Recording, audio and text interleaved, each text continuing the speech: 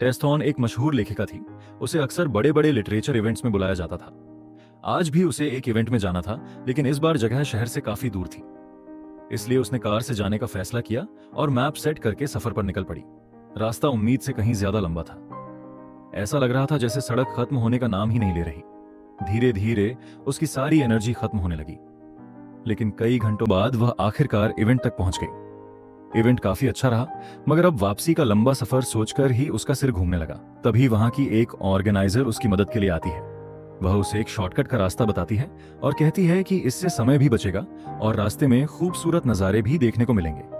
टेस को यह बात अच्छी लगती है और वह उसी रास्ते पर निकल पड़ती है। शुरुआत में सब कुछ ठीक था, लेकिन धीरे धीरे सड़क उसे वीरान इलाकों की तरफ ले जाने लगी।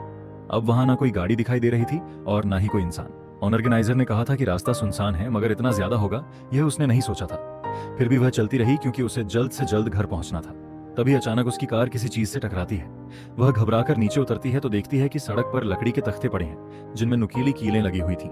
ऐसा साफ लग रहा था कि यह जाल जानबूझकर बिछाया गया था। कीलें उसके टायर में घुस चुकी थीं और टायर पंचर हो गया था। उसके पास स्टेपनी तो थी, लेकिन उसे बदलना नहीं आता था। ऊपर से वहां नेटवर्क भी नहीं था। काफी देर बाद एक ट्रक वहां से गुजरता है, मगर आवाज देने के बावजूद नहीं रुकता। तभी दूसरा ट्रक आता है जो रुक जाता है। उसमें से लेस्टर नाम का आदमी बाहर निकलता है। वह टेस की मदद करता है और उसका टायर बदल देता है। टेस उसे पैसे ऑफर करती है, लेकिन वह मना कर देता है। शुरुआत में वह सामान्य लगता है, लेकिन थोड़ी देर बाद उसका व्यवहार अजीब होने लगता है। वह बार बार टेस को डरावनी नजरों से देखने लगता है। तभी टेस की नजर ट्रक के पीछे रखे उन्हीं लकड़ी के तख्तों पर पड़ती है जो सड़क पर पड़े थे। अब उसे समझ आ जाता है कि यह सब उसी का किया हुआ है। टेस वहां से जल्दी निकलना चाहती थी, लेकिन लेस्टर के इरादे खतरनाक थे। वह उसके साथ जबरदस्ती करने लगता है। सुनसान जगह होने की वजह से टेस की मदद करने वाला वहां कोई नहीं था। थोड़ी ही देर में वह बेहोश हो जाती है। जब उसे होश आता है तो उसकी हालत बेहद खराब हो चुकी होती है। वह खुद को छुड़ाने की कोशिश करती है, लेकिन वह दरिंदा उसे लगातार टॉर्चर करता रहता है। घंटों तक टेस दर्द, डर और बेबसी में तड़पती रहती है।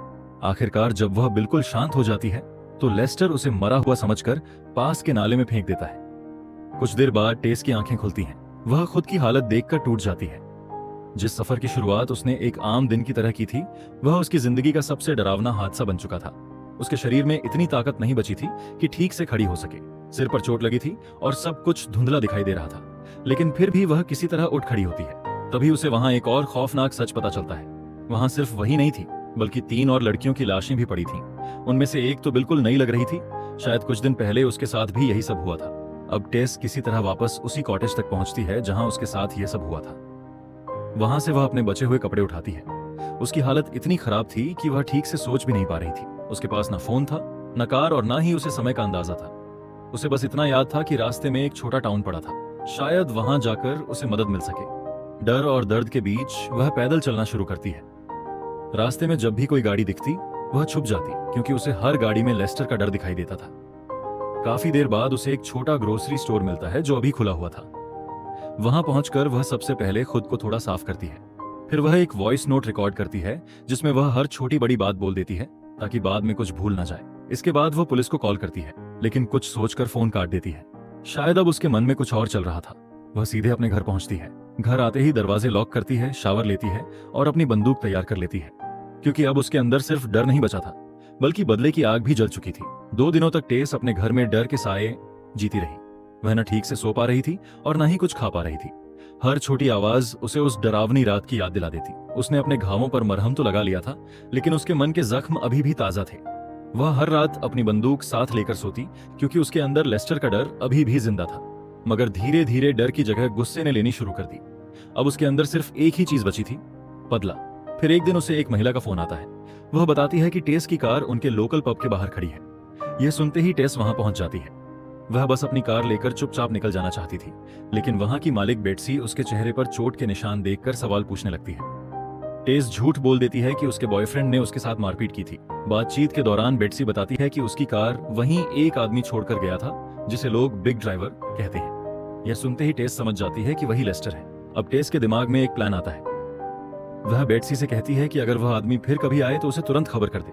वह बहाना बनाती है कि वह उसे एक गिफ्ट देना चाहती है।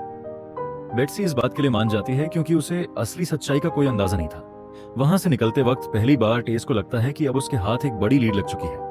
घर लौटते समय उसके दिमाग में बार बार एक सवाल घूमने लगता है, आखिर उस ऑर्गेनाइजर ने उसे वही शॉर्टकट लेने के लिए क्यों कहा था? क्या यह सब पहले से प्लान था? टेस को याद आता है कि उसी औरत ने उसके लिए मैप भी सेट किया था।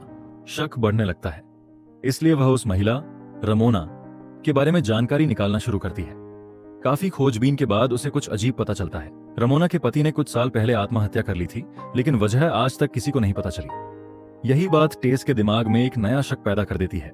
कहीं ऐसा तो नहीं कि लेस्टर उनका बेटा हो और उसके गंदे सच का पता चलने पर उसके पिता ने जान दे दी हो।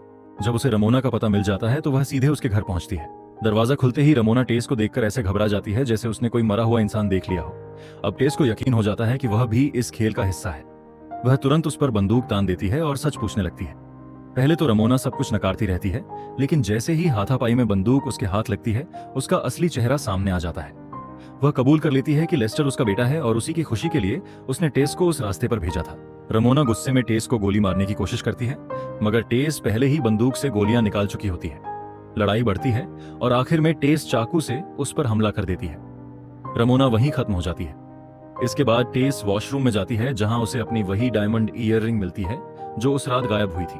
अब यह साफ था कि लेस्टर पहले भी यहां आता रहा था।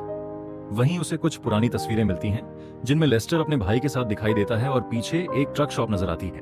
टेस समझ जाती है कि अगला सुराग वहीं मिलेगा। वह ट्रक शॉप पहुंचती है और काफी देर इंतजार करती है। आखिरकार लेस्टर वहां आता है। उसके ट्रक पर एक एड्रेस लिखा होता है जिसे टेस चुपके से पढ़ लेती है। तभी वहां एक पुलिस ऑफिसर भी आ जाता है, लेकिन टेस बड़ी सफाई से झूठ बोलकर वहां से निकल जाती है। अब वह उसी एड्रेस की तरफ बढ़ती है। रास्ते में उसे एक वीरान गैरेज के बाहर वही ट्रक दिखाई देता है। टेस समझती है कि यह उसके लिए सही मौका है। डर तो उसे अभी भी लग रहा था, लेकिन अब वह पीछे हटने वाली नहीं थी। वह बिना सोचे समझे गोली चला देती है, लेकिन अगले ही पल उसे पता चलता है कि वह लेस्टर नहीं बल्कि उसका भाई था, जो बिल्कुल उसी जैसा दिखता था। यह देखकर टेस अंदर से टूट जाती है। उसे एहसास होता है कि उसने एक इंसान की जान ले ली, लेकिन फिर उसे सच पता चलता है कि वही भाई उस रात उसकी तस्वीरें खींच रहा था। यह जानकर उसके अंदर का पछतावा थोड़ा कम हो जाता है। आखिरकार वह उस असली जगह तक पहुंचती है जहां लेस्टर छुपा हुआ था। घर के अंदर दीवारों पर ढेर सारी तस्वीरें लगी थीं। उनमें टेस की भी तस्वीरें थीं, उसी हालत में जब वह दर्द से तड़प रही थी। यह देखकर उसके अंदर का गुस्सा फूट पड़ता है। वह सारी तस्वीरें अपने साथ रख लेती है और सीधे लेस्टर के कमरे तक पहुंच जाती है। लेस्टर आराम से बैठा हुआ था। उसे अंदाजा भी नहीं था कि मौत उसके पीछे खड़ी है।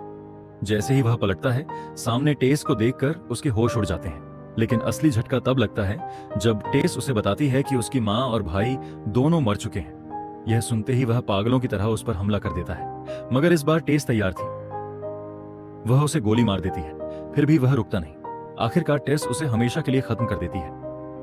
इसके बाद टेस उन सभी सबूतों को मिटाने निकल पड़ती है जो उसे मुसीबत में डाल सकते थे। वह उसी जगह जाती है जहां उसे अपना टूटा हुआ फोन मिला था और वहां से बाकी चीजें भी उठा लेती है। बाद में वह पुलिस को उन लाशों के बारे में जानकारी दे देती है, लेकिन अपनी पहचान छुपाकर, क्योंकि उसे पता था कि जब पुलिस लेस्टर के घर पहुंचेगी तो वहां लगी तस्वीरें पूरे सच को खुद बयान कर देंगी। आखिर में टेस अपनी जिंदगी को दोबारा संभालने की कोशिश करती है, लेकिन कुछ जख्म ऐसे होते हैं जो कभी पूरी तरह नहीं भरते। उस रात ने उससे बहुत कुछ छीन लिया था और शायद वह दर्द जिंदगी भर उसका पीछा करता रहेगा।